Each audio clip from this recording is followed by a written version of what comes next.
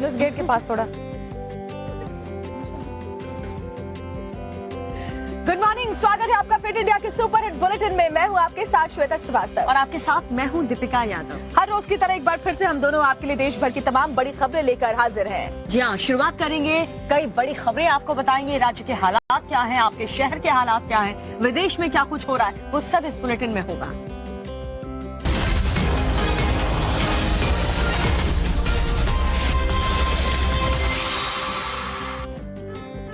तो fit India के superhit bulletin की शुरुआत हम कई शहर, कई राज्य के अनफिट मौसम की वजह से करेंगे।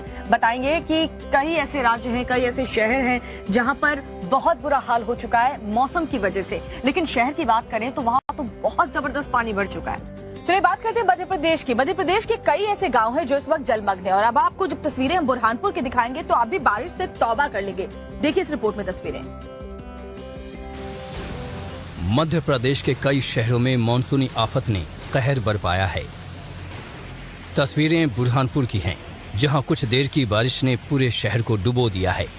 जहां तक नजर जा रही है, पानी ही पानी दिखाई दे रहा है। सड़कें दरिया में तब्दील हो गई हैं। पैदल चलने में भी लोगों को खासी दिक्कतों का सामना करना पड़ रहा है। अब इस तस्वीर को देखिए, कैसे एक स्कूटी सवार लबालब भरे पानी से स्कूटी निकालने की जद्दोजहद कर रहा है। साइकिल सवार को भी साइकिल से उतरकर पानी को पार करना पड़ रहा है। पैदल छाता लेकर चल रहे शख्स के घुटनों तक पानी जमा है। शहर के चौक चौराहे प्रशासन के दावों की पोल खोल रहे हैं। पानी की निकासी नहीं होने से जल प्रलय जैसे हालात पैदा हो गए हैं। गाड़ियां पानी में रेंगती नजर आ रही हैं। अब इस तस्वीर को देखिए, कैसे मोहल्ले के बीच से पानी गुजरता दिखाई दे रहा है। पूरी सड़क एक बहती नदी में तब्दील हो गई है। ये तस्वीर डराने वाली है। कमर तक पानी भरा है और लोग इस पानी के बीच से जाते हुए नजर आ रहे हैं। पूरे शहर में बारिश के चलते अफरा तफरी का माहौल बना हुआ है।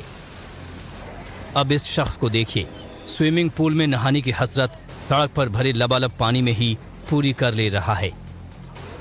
बारिश की आफत के चलते पानी में फंसकर जहां तहां वाहन खराब हो जा रहे हैं। घरों में पानी, दुकानों में पानी, हर तरफ पानी की मनमानी। बुरहानपुर के लोगों ने इससे पहले बारिश का ऐसा रौद्र रूप शायद ही कभी देखा है। तो बुरहानपुर की तस्वीरें तो आपने देखी, लेकिन पहाड़ों पर तो हालात और ज्यादा खराब है। चलिए आपको ऊना की तस्वीरें दिखाते हैं, जिसे देखकर आप भी हैरान रह जाएंगे। और इस सैलाब के साथ तिनके की तरह जो वहाँ पर गाड़ियां हैं वो बहती हुई नजर आ रही हैं। हर तरफ आपको पानी ही पानी नजर आएगा, सड़क में, घर में, लोगों के दुकान में। आप जरा सोचिए, इस जल जमाव की वजह से लोगों की परेशानी कितनी बढ़ गई होगी। लोग अपने घर से बाहर नहीं निकल पा रहे, जो उनके रुके हुए काम है वो नहीं कर पा रहे। हालात अभी फिलहाल क्या है, आप भी देखिए इस रिपोर्ट में। पहाड़ों पर बारिश का रौद्र रूप देखने को मिल रहा है। आसमानी आफत ने लोगों का जीना मुहाल कर दिया है। तस्वीरें हिमाचल के ऊना की हैं, जहां बारिश और सैलाब ने तबाही मचा रखी है। अब इन तस्वीरों को देखिए, कैसे एक गाड़ी सैलाब के साथ बहती चली जा रही है। लोग देखते रहे, लेकिन मजबूरी ऐसी कि कोई चाहकर भी कुछ नहीं कर पाया और देखते ही देखते गाड़ी आंखों से ओझल हो गई। गनीमत रही कि चालक को किसी तरह बचा लिया गया। बुधवार को ऊना में जमकर बारिश हुई। बारिश के कहर के चलते गली मोहल्ले पानी से लबालब नजर आए। सड़कें मानो पानी में कहीं खो गई हों। हर तरफ जल प्रलय जैसे हालात देखने को मिले। बारिश के चलते नदी नाले उफान पर हैं। हरोली के खड गांव में दर्जनों घरों में पानी घुस गया, जिसके चलते लोगों को भारी नुकसान का सामना करना पड़ा है। हालात बद से बदतर नजर आ रहे हैं। लोगों को घरों का सामान छोड़कर दूसरी जगहों पर जाकर रहना पड़ रहा है। हिमाचल प्रदेश में 9 जुलाई तक भारी बारिश की चेतावनी जारी की गई है। मौसम विभाग ने येलो अलर्ट जारी किया है। ऐसे में प्रदेश में एक बार फिर से मॉनसून एक्टिव हो गया है।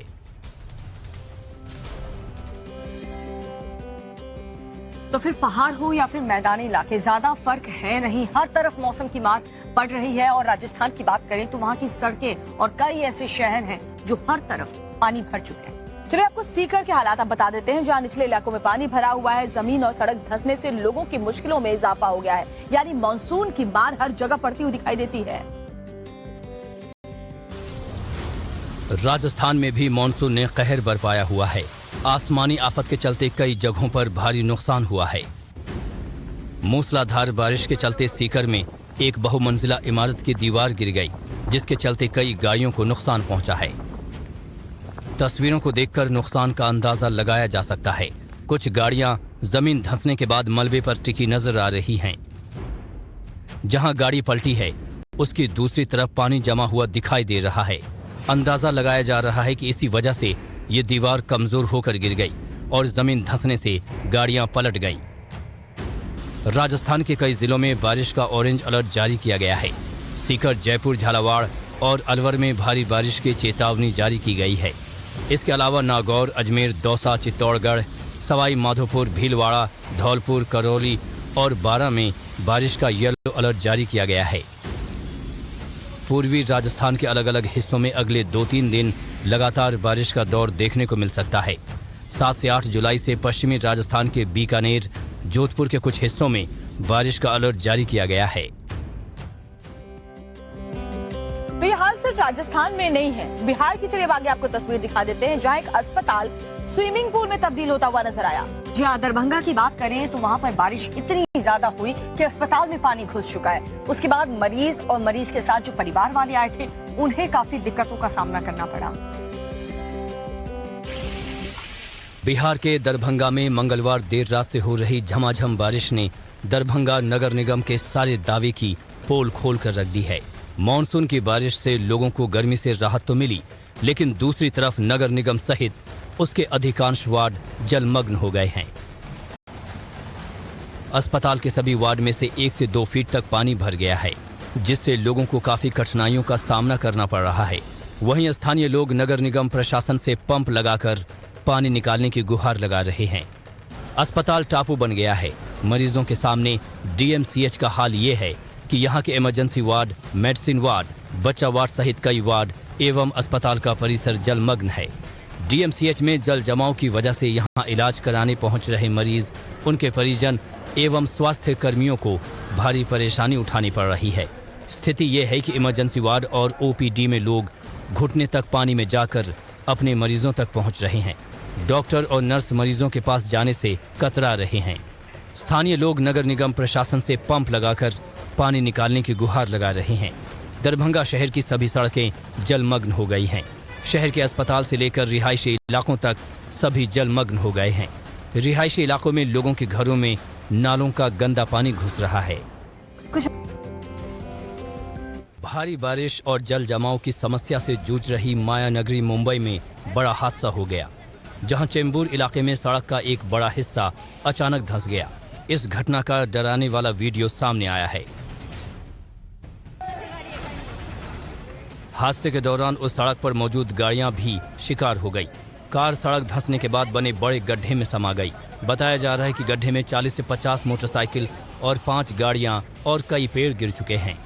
गनीमत ये रही कि जिस वक्त यह हादसा हुआ उस सड़क पर ट्रैफिक नहीं था और लोगों की आवाजाही काफी कम थी, जिसके चलते किसी के घायल होने की खबर नहीं है। हालांकि धंसी गाड़ियों के बाहर निकालने का काम बीएमसी और फायर ब्रिगेड ने किया। एहतियातन आसपास की इमारतों को खाली करा लिया गया।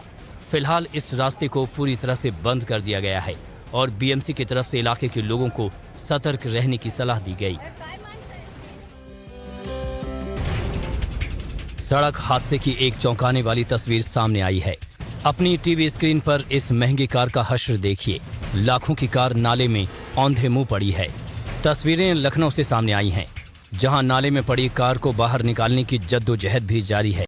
मूसलाधार बारिश के बाद सड़क पर बेहिसाब पानी और कार की स्पीड तेज होने की वजह से ड्राइवर को नाला और सड़क का अंदाजा नहीं हो सका, जिसके चलते कार सीधे नाले में जा गिरी। यह हादसा वृंदावन सेक्टर 9 की सड़क के पास हुआ। गनीमत ये रही कि इस एक्सीडेंट में गाड़ी चलाने वाले शख्स की जान बच गई, लेकिन कई चोटों के चलते उसे तुरंत अस्पताल में भर्ती कराया गया। हादसे के बाद वहां मौजूद लोगों ने किसी तरह से कार को बाहर निकाला। लखनऊ की सड़कों पर चलने वाली गाड़ी की हालत तो आपने देख ली, अब लखनऊ की सड़कों का हाल भी देख लीजिए। ये लखनऊ के सबसे वीवीआईपी इलाके हजरतगंज की सड़क है, जहां लगातार 2 दिन बारिश क्या हुई, सड़क ही धंस गई। सड़क धंसने की वजह से बीच रोड पर कई फीट गहरा गड्ढा हो गया है। रास्ते को फिलहाल ब्लॉक कर दिया है। सड़क निर्माण को लेकर भी सवाल उठाए जा रहे हैं, लेकिन इन सब के बीच सबसे बड़ी परेशानी इलाके के निवासियों को हो रही है। इस मानसून की पहली बारिश ने ही लखनऊ की पोल खोल कर रख दी है। अब मूसलाधार बारिश के चलते गोलागंज रॉकेट इलाके में बिल्डिंग के आगे का हिस्सा धंस गया है। आनन फानन में प्रशासन को 4 बिल्डिंगों को खाली कराना पड़ा।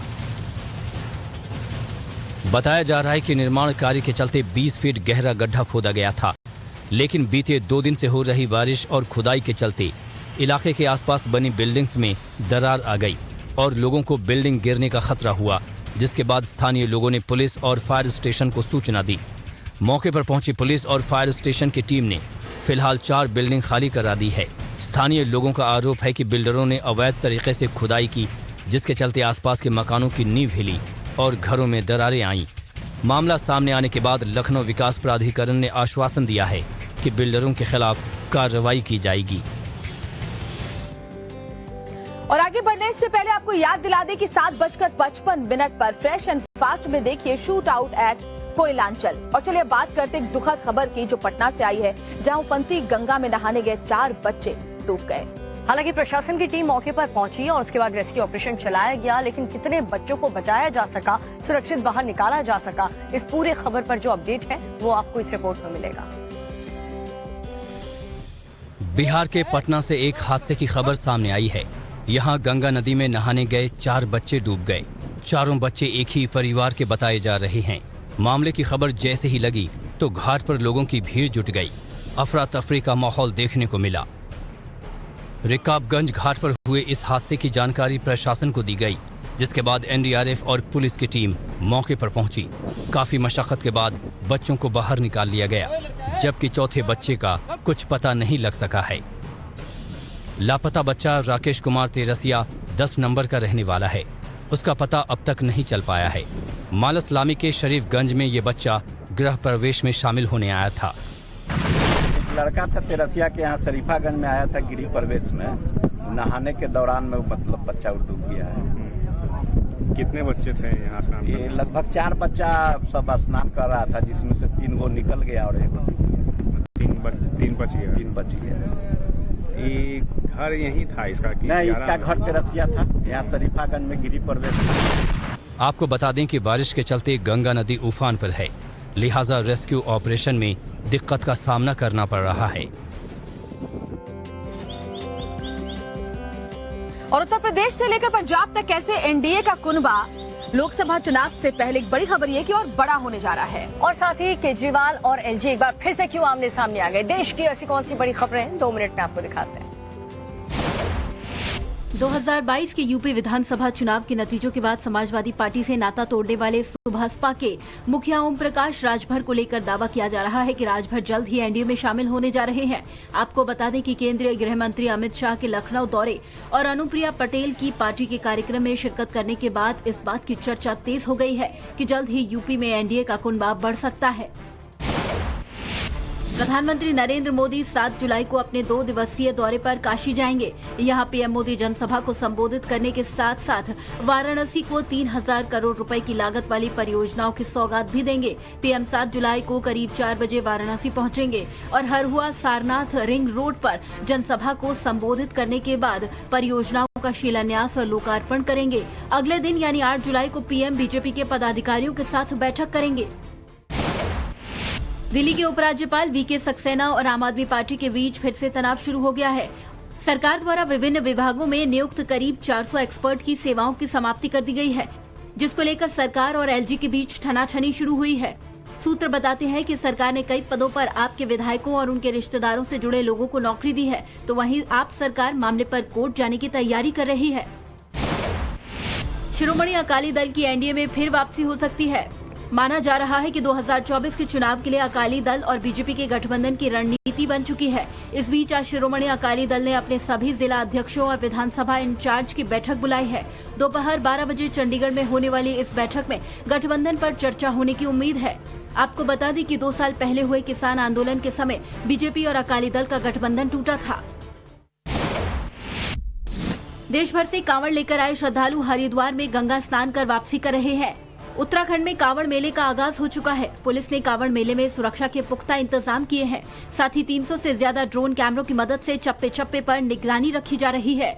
तो उधर यूपी में कांवड़ियों की समस्याओं के लिए एक मोबाइल ऐप को लॉन्च किया गया है। ऐप पर कांवड़ रूट से जुड़ी हर जानकारी दी जाएगी। देखिए, सोने की तस्करी के कई मामले सामने आ चुके हैं, कई बार पर्दाफाश भी हो चुका है, लेकिन हर बार जो तस्कर हैं वो कोई नया तरीका ढूंढ ही लेते हैं तस्करी करने का। और इस बार वाराणसी एयरपोर्ट और हैदराबाद एयरपोर्ट से जो तस्वीर सामने आई है, आप भी देखेंगे तो हैरान हो जाएंगे। बिल्कुल, इन्होंने जो तस्करी का तरीका अपनाया ना, उसे देखकर आप दंग रह जाएंगे। और पकड़ी गई जो सोने हैं उसकी कीमत बताई जा रही है 70 लाख है। हैदराबाद स्थित राजीव गांधी हवाई अड्डे पर सोने की तस्करी का हैरान करने वाला मामला सामने आया है। यहाँ एक शख्स अंडरगारमेंट में सोना छिपाकर ला रहा था, लेकिन कस्टम की टीम ने उसे एयरपोर्ट पर पकड़ लिया। 331 ग्राम सोना बरामद किया गया है, जिसकी कीमत 20 लाख रुपए बताई जा रही है। आरोपी शारजाह से हैदराबाद पहुंचा था, जहां सोने की तस्करी का भंडाफोड़ हो गया। वाराणसी एयरपोर्ट पर भी सोने की तस्करी का पर्दाफाश हुआ है। कस्टम टीम ने 50 लाख के सोने के साथ एक शख्स को गिरफ्तार किया है। हैरानी की बात यह है कि यह शख्स प्राइवेट पार्ट में छिपाकर सोने को साथ लाया था, लेकिन स्कैनर मशीन से जैसे ही यह शख्स गुजरा, तस्करी का पर्दाफाश हो गया। मौके पर डॉक्टर्स की टीम को बुलाया गया और काफी मशक्कत के बाद सोने को इस शख्स के शरीर से निकाला गया। प्लास्टिक के 3 कैप्सूल में 860.210 ग्राम रखा गया था, जिसकी कीमत 50 लाख रुपए से ज्यादा बताई जा रही है। आरोपी का नाम रोशन कुमार है, जो कि बिहार के भोजपुर का रहने वाला है। गाजियाबाद से एक हैरान करने वाला मामला सामने आया, जहाँ एक नाबालिग लड़की लापता हुई तो परिजनों ने पुलिस में इसकी शिकायत करवाई और जब पुलिस ने छानबीन की तो लड़की की लोकेशन दिल्ली पता चली। दरअसल ये जो लड़की है, उसकी जो दोस्ती थी वो दूसरे समुदाय के लड़के के साथ थी और उसके बाद उस लड़के ने उसे धोखा दे करके बेच दिया। और ये लड़की कहाँ पर बेची गई और कहाँ से बरामद किया है पुलिस ने, आपको दिखाते हैं। दिल्ली से सटे गाजियाबाद से एक हैरान करने वाली खबर सामने आई है। यहाँ से लापता हुई नाबालिग लड़की को दिल्ली के रेड लाइट एरिया से बरामद किया गया है। दरअसल नाबालिग लड़की का मेरठ में अपने रिश्तेदार के यहाँ आना जाना था, जहाँ उसकी दोस्ती दूसरे समुदाय के एक शख्स से हो गई। इस शख्स पर आरोप है कि उसने नाबालिग लड़की को दिल्ली के रेड लाइट एरिया में बेच दिया। लड़की के लापता होने पर घर वालों ने पुलिस को सूचना दी। खोज पड़ताल की गई तो दानिश नाम के एक शख्स के बारे में पता चला, जो कि मेरठ का रहने वाला है। सख्ती से पूछताछ की गई तो पूरा मामला साफ हो गया। लड़की को दिल्ली से बरामद करके उससे उसके परिवार को सौंप दिया गया। वहीं दानिश नाम के आरोपी को गिरफ्तार कर लिया गया है। लड़की की तलाश की जा रही थी। इसी क्रम में पुलिस को जो उनकी मोबाइल लोकेशन और अन्य सूत्रों से पता चला, तो उसमें एक अभियुक्त जिसका नाम दानिश है, उसको पुलिस ने गिरफ्तार किया है और साथ ही उस लड़की को भी बरामद किया गया है। तो ये बरामदगी दिल्ली से हुई है और इसके बाद पूछताछ में बताया है उस लड़की ने कि इस अभियुक्त से उसकी पूर्व से बातचीत होती थी और उसी ने उसको मिलने के बहाने वहां पर बुलाया था।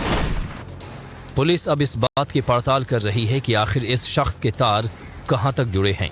क्या इस मामले के पीछे कोई बड़ी साजिश है?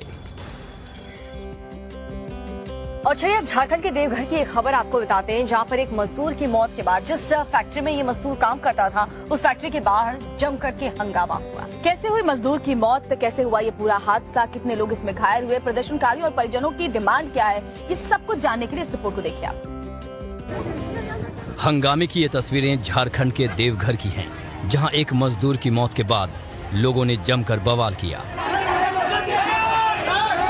जसीडीह इंडस्ट्रियल एरिया के एमपी माइनिंग फैक्ट्री में हुए हादसे में एक मजदूर की झुलसने से मौत हो गई, जबकि दूसरे मजदूर की हालत गंभीर बताई जा रही है। आनन फानन में मजदूर को देवघर सदर अस्पताल ले जाया गया, जहां से उसे बेहतर इलाज के लिए बोकारो रेफर कर दिया गया। फैक्ट्री के सामने स्थानीय लोगों ने जोरदार प्रदर्शन किया, जमकर तोड़फोड़ की गई। सूचना मिलते ही पुलिस मौके पर पहुंची, जिसके बाद लोगों को समझा बुझाकर मामला शांत करवाया गया।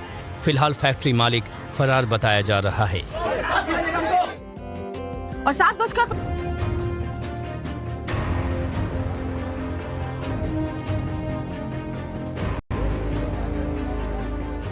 मेडिकल सेंटर की असलियत सामने लाने की कोशिश की तो सोशल मीडिया पत्रकार की पिटाई हो गई।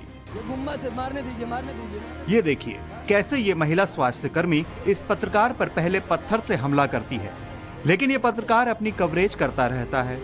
पत्थर से भी बात नहीं बनती है तो महिला का गुस्सा और बढ़ जाता है और वो डंडा लेकर आ जाती है। देखिए ये वीडियो यूपी के सुल्तानपुर का बताया जा रहा है। वीडियो तेजी से वायरल हो रहा है। दरअसल ये सोशल मीडिया पत्रकार अपने क्षेत्र के एक मेडिकल सेंटर की बदहाली की कवरेज करने गया था। वो सेंटर में फैली गंदगी और सेंटर की जर्जर इमारत को सामने लाने की कोशिश कर रहा था। सेंटर के अंदर स्वास्थ्य कर्मी भी मौजूद थे, उनसे भी उसने बात करने की कोशिश की, लेकिन असलियत सामने आते देख महिला स्वास्थ्य कर्मी का गुस्सा बढ़ गया। वो किसी से फोन पर बात करती बाहर आती है और पत्रकार पर हमला कर देती है। आप देख सकते हैं कि ये महिला कितने गुस्से में है। हालांकि इस पत्रकार ने अपना संयम बनाए रखा और मार खाता रहा, लोगों को बताता रहा कि उसकी पिटाई हो रही है, लेकिन उसने अपना काम भी जारी रखा। देश में लव जिहाद के मामले लगातार सामने आ रहे हैं। गुजरात के नवसारी से भी एक बार फिर से लव जिहाद का मामला सामने आया। हालांकि जो आरोपी था उसे पुलिस ने गिरफ्तार कर दिया। हालांकि इसने बहुत ही चालाकी की। उसने इसकी शादी जो है नाबालिग की उसने अपने एक हिंदू दोस्त से करवा दी ताकि लव जिहाद का मामला ना बने। लेकिन अब जो एक्शन हुआ है ना, उसकी मुस्लिम समाज ने भी तारीफ की है।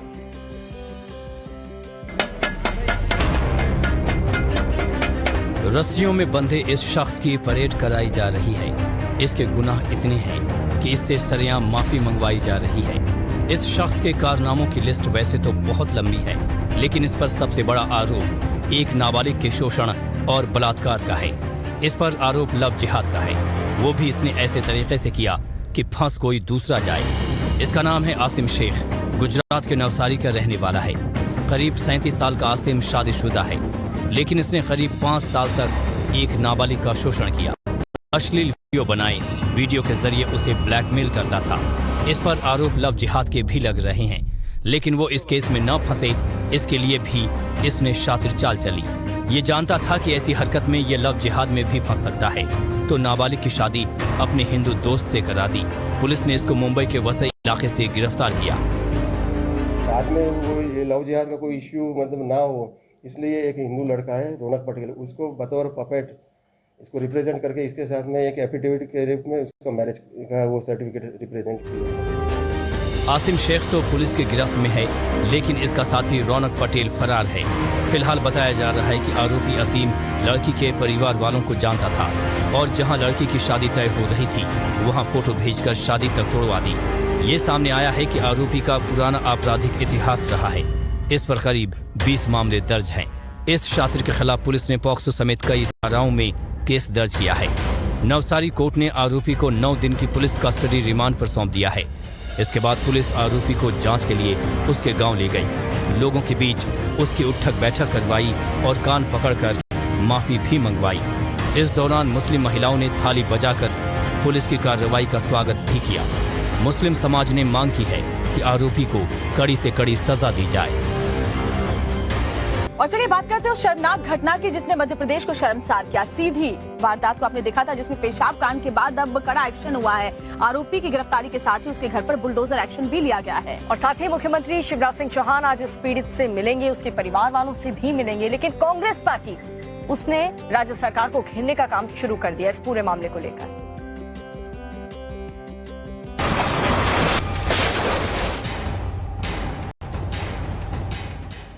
मध्य प्रदेश में हुए पेशाब कांड के आरोपी के घर पर बुलडोजर चल चुका है। उसे गिरफ्तार किया जा चुका है। अब सीएम शिवराज सिंह चौहान ने कहा है कि वो पीड़ित के परिजनों से सीएम हाउस में मुलाकात करेंगे। इस बारे में उन्होंने एक ट्वीट भी किया है, जिसमें शिवराज ने अपना दर्द जाहिर किया है। हालांकि कांग्रेस ने इस घटना पर राज्य सरकार को घेरने का फैसला कर लिया। 10 जुलाई को कांग्रेस नेता राज्यपाल से मिलेंगे। कांग्रेस नेता राज्य सरकार और सीएम शिवराज सिंह चौहान को निशाने पर ले रहे हैं। ये सिर्फ कागजी स्थिति सुधारना चाहते आदिवासी भाई बहनों की, वरना भारत में सबसे ज़्यादा दुर्गति दलित और जनजाति के लोगों की कही है तो मध्य प्रदेश में धिक्कार है ऐसे मुख्यमंत्री को। प्रवेश शुक्ला के बारे में ये खबर आई कि वो बीजेपी से जुड़ा है और क्षेत्र के विधायक केदारनाथ शुक्ला का प्रतिनिधि है। लेकिन जब हमने विधायक से बात की तो उन्होंने साफ कह दिया है कि उनसे कोई लेना देना नहीं है। मेरा कोई प्रतिनिधि नहीं है और न ही मैंने उसको प्रतिनिधि अपॉइंट किया है। वो हमारे विधानसभा क्षेत्र का एक सिटीजन है सामान्य रूप से, और उसका नाम प्रवेश शुक्ला है। दैव योग से शुक्ला सरनेम मिलने के कारण लोगों को सीधा कर देने में सहूलियत होती है, लेकिन मेरा उससे कोई संबंध नहीं है, ना तो कोई रिश्तेदारी है। ये घटना बेहद ही शर्मसार करने वाली थी। अब इसे लेकर सियासी रोटियां भी सेंकना शुरू हो गया है। अगली खबर शिवपुरी से, जहां पर 2 लड़कों के चेहरे पर कालिख पोती गई, उन्हें जूतों की माला पहनाई गई। बताया जा रहा है कि ये दोनों लड़के दलित समाज के से थे और इसीलिए 7 लोगों की गिरफ्तारी फिलहाल कर ली गई है। एक्शन तेज है। इस बीच बीजेपी ने कांग्रेस पर तुष्टीकरण का आरोप लगाया है। तस्वीरें एमपी के शिवपुरी की हैं। 2 लड़कों को पकड़कर उनके चेहरे पर कालिख लगा दी गई, उन्हें जूतों की माला पहना दी गई। ये भी कहा जा रहा है कि मामला छेड़छाड़ से जुड़ा था। वीडियो में आप देख सकते हैं कि कुछ महिलाएं भी मौजूद हैं। इस मामले में पुलिस ने 7 लोगों के खिलाफ केस दर्ज किया है। 2 महिलाओं और 4 पुरुषों को गिरफ्तार किया है, जब एक फरार है। छेड़छाड़ की बात जो है ये बात मीडिया में आई है, जो आई है, बट वो उसके कोई प्रूफ नहीं है, क्योंकि जो जिस लड़की छेड़छाड़ होता है वो वहाँ पे है ही नहीं। इस केस के सामने आने के बाद बीजेपी ने कांग्रेस पर तुष्टीकरण के आरोप लगाए हैं। मैं कांग्रेस के नेताओं से पूछना चाहता हूं, इसका आप जवाब दीजिए। क्या केवल इस प्रकार की तुष्टीकरण की राजनीति करने के लिए मात्र कांग्रेस है? केवल एक प्रकार के वर्ग को उनके बारे में ही आप चिंता करने वाले आप लोग हैं? फिलहाल मामले की जांच हो रही है। इस पूरी घटना के पीछे असली मुद्दा क्या था, ये जल्द ही सामने आ जाएगा।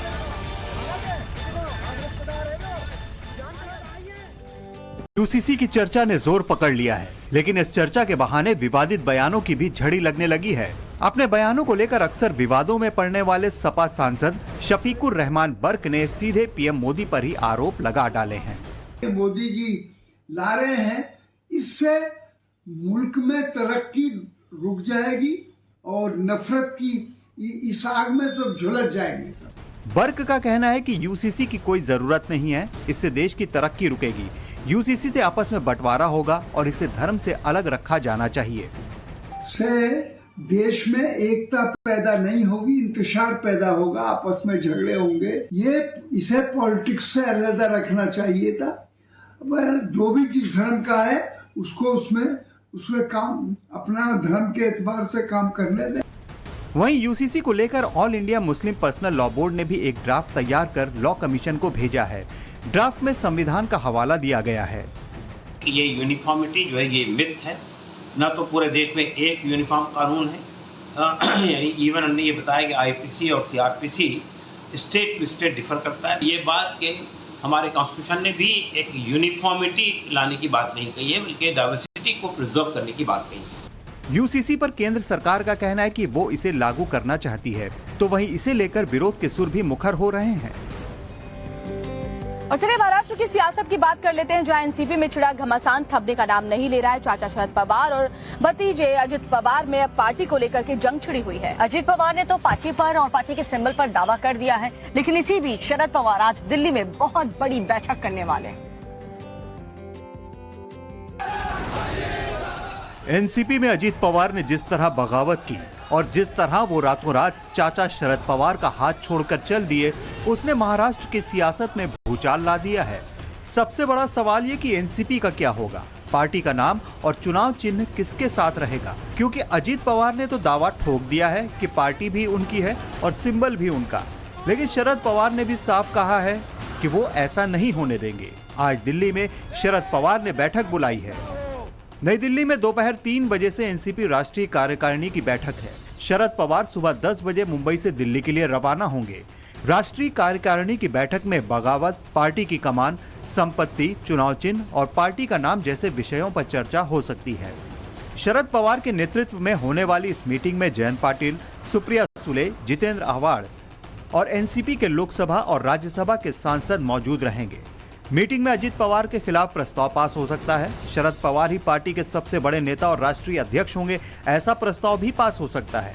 शरद पवार गुट कानून का रास्ता भी देख रहा है। हालांकि इस समय नंबर गेम में तो अजित पवार ही आगे दिख रहे हैं। देखना यह है कि पार्टी पर कब्जे को लेकर दोनों पवार में कौन ज्यादा पावरफुल साबित होता है। तो इन सब घटनाक्रम को देखते हुए यही लग रहा है कि एनसीपी का आखिर कौन है असली हकदार। और इस बड़ी घटनाक्रम के बाद जो 3 दिन से महाराष्ट्र की सियासत में चल रहा है, उसके बाद शरद पवार का अगला मूव क्या होगा। चलिए आपको दिखा देते हैं सिर्फ 2 मिनट में महाराष्ट्र का पूरा राजनीतिक अपडेट। महाराष्ट्र में अजीत पवार की बगावत के बाद एनसीपी पर संकट के बादल छाए हुए हैं। इस सियासी घटनाक्रम को लेकर काफी हलचल रही। एनसीपी के दोनों गुटों ने अपनी शक्ति का प्रदर्शन किया। अजीत पवार ने कहा, मैंने 5 बार डिप्टी सीएम के रूप में शपथ ली है, ये एक रिकॉर्ड है, लेकिन गाड़ी यहीं रुक गई है, आगे नहीं बढ़ रही। मुझे तहे दिल से ऐसा लगता है कि मुझे राज्य का मुख्यमंत्री बनना चाहिए। उधर एकनाथ शिंदे ने विधायक सांसदों के साथ बैठक कर सीएम पद से अपने इस्तीफे की अटकलों को खारिज किया। बैठक के बाद महाराष्ट्र के मंत्री शंभूराज देसाई ने कहा, सभी को एकनाथ शिंदे के नेतृत्व पर भरोसा है। सीएम एकनाथ शिंदे के इस्तीफे का कोई सवाल ही नहीं उठता। सभी विधायकों का माननीय मुख्यमंत्री एकनाथ जी शिंदे साहब के नेतृत्व पे पूर्ण भरोसा है। हमें कोई नाराज नहीं। जो पार्टी में हाथ के वोट पे चुनने इतने ही विधायक बाकी बचे चुके हैं, वही लोग ऐसी अफवाहें फैला रहे हैं। राज्य में मचे सियासी घमासान के बीच शरद पवार आज दिल्ली पहुंच रहे हैं। पवार अपने भरोसेमंद नेताओं के साथ एनसीपी की बैठक करेंगे। दिल्ली में पार्टी की राष्ट्रीय कार्यकारिणी की बैठक आज दोपहर 3 बजे उनके दिल्ली वाले दफ्तर पर ही होगी। इससे पहले अजीत पवार ने अपने चाचा शरद पवार को पद से हटा दिया था, जिस पर शरद पवार ने कहा था कि मेरा सिक्का खोटा निकला, कुछ लोगों ने हमें छोड़ दिया है। महाराष्ट्र की राजनीति में अचानक आए भूचाल के बीच एक और बड़ी खबर सामने आई है। जानकारी के मुताबिक अजीत पवार खेमे को मंत्रिमंडल में शामिल करने से शिंदे गुट नाराज है। इसी को लेकर संजय सिरसाट ने कहा, हमने हमेशा एनसीपी का विरोध किया, अजीत पवार को शामिल करने से कई नेता नाराज हैं।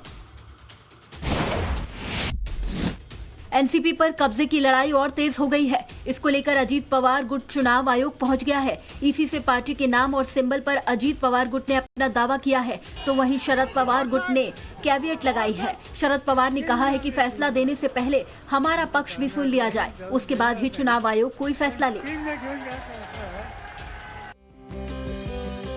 अब बात करते हैं बाबा बागेश्वर के दिल्ली दरबार की। जी हाँ, आज दिल्ली में उनका दरबार लगने जा रहा है और दिल्ली के लोग बेसब्री से इसका इंतजार कर रहे हैं। दिल्ली के आईपी एक्सटेंशन में ये दरबार लगेगा और जिसको लेकर के सिक्योरिटी व्यवस्था दुरुस्त कर दी गई है। क्योंकि खबर ये मिल रही है कि लाखों की तादाद में जो दर्शक हैं, जो भक्त हैं, वो पहुंच सकते हैं बाबा के दर्शन पाने के लिए, उन्हें सुनने के लिए। दिल्ली के बाद उनका ये दरबार ग्रेटर नोएडा में लगेगा। यानी कि दिल्ली से लेकर ग्रेटर नोएडा तक क्या तैयारियां प्रशासन की तरफ से की गई है, आपको दिखाते हैं।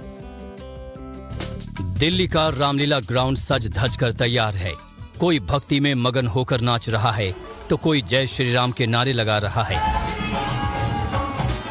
भागवत शुरू होने से पहले इस तरह का उत्साह है और लगातार जब ये कथा चलेगी तो माना जा रहा है कि बाहर से भी, यानी दिल्ली एनसीआर से बाहर से आने वाले जो श्रद्धालु हैं वो भी बाबा को सुनने के लिए आएंगे। तारीख नोट कर लीजिए, 6 जुलाई यानी आज से 8 जुलाई यानी 3 दिनों तक दिल्ली में बाबा का दिव्य दरबार लगेगा।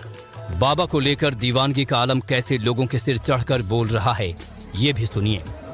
तैयारी पूरी है। आयोजक, आप कहाँ से आई हुई हैं? मैं यहीं से आई हूँ, गुरु अपार्टमेंट से। तो आप लगातार यहाँ पर आएंगे भागवत सुनने? बिल्कुल आएंगे, इतना अच्छा मौका मिला है हमें, क्यों नहीं आएंगे। पहले बाबा को सुना है? बहुत सुना है। मैं यूट्यूब में डेली लाइव सुनती हूँ।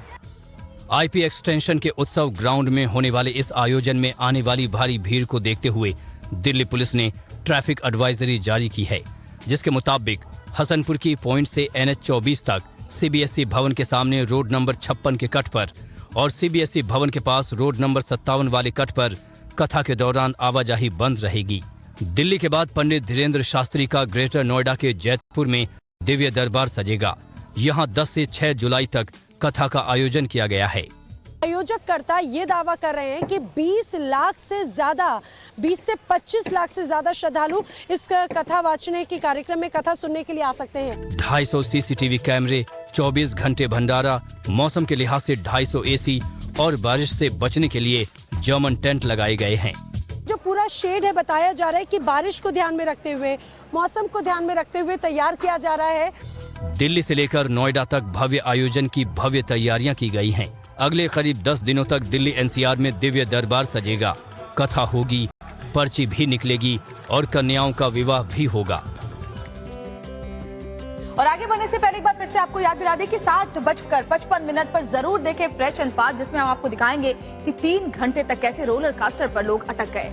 और फिट इंडिया के सुपरहिट बुलेटिन में अब बारी है, क्योंकि राजनीति से खबरें, देश दुनिया की हर खबर आप तक पहुंचा दी है। अब बॉलीवुड की दुनिया में क्या कुछ हो रहा है वो आपको बताते हैं 2 मिनट में। बॉलीवुड एक्टर शाहरुख खान की अपकमिंग फिल्म जवान और डंकी की रिलीज से पहले ही फिल्म मेकर्स मालामाल हो गए हैं। दोनों फिल्मों के नॉन थिएट्रिकल टाइटल्स 480 करोड़ में बेच दिए गए हैं। बता दें कि फिल्म जवान 7 सितंबर को रिलीज होने वाली है, वहीं डंकी की शूटिंग भी शुरू हो चुकी है, लेकिन फिल्म डंकी की रिलीज डेट अभी तय नहीं हुई है।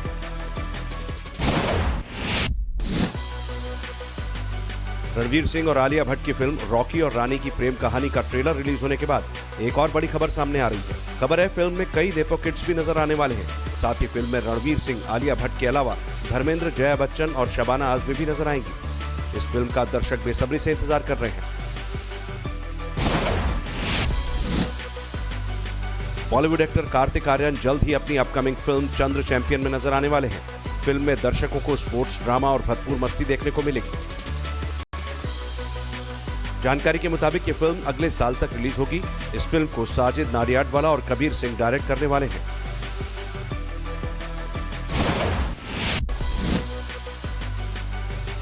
बॉलीवुड एक्टर शाहरुख खान को अमेरिका के लॉस एंजलिस में शूटिंग के दौरान नाक में चोट लग गई थी, जिसके बाद एक्टर के नाक की सर्जरी कराई गई। चोट लगने के बाद अब शाहरुख वापस इंडिया लौट आए हैं। उन्हें मुंबई एयरपोर्ट पर स्पॉट भी किया गया। इस दौरान शाहरुख का चेहरा बिल्कुल ठीक दिखा।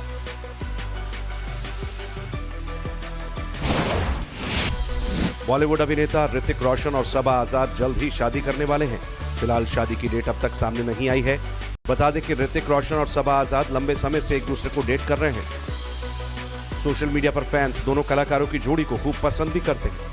ऐसे में ऋतिक और सबा की शादी की खबर सुनकर फैंस काफी खुश हैं।